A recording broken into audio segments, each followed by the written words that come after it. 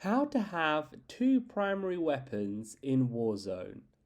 This will allow you to equip 2 guns in the new Verdansk update of Warzone. So as you can see here, I have a sniper rifle and an assault rifle on the same class, 2 primary weapons. And how I've managed to do that is by going, first of all, on the homepage of Warzone here, go to the weapons menu, then click on loadouts. There you'll see your custom loadouts. Go ahead and click on one of them, scroll down to the bottom until you get to the wildcard perk there. Go ahead, click on that, then make sure you equip overkill. That's going to be the one that you want to have 2 primary weapons.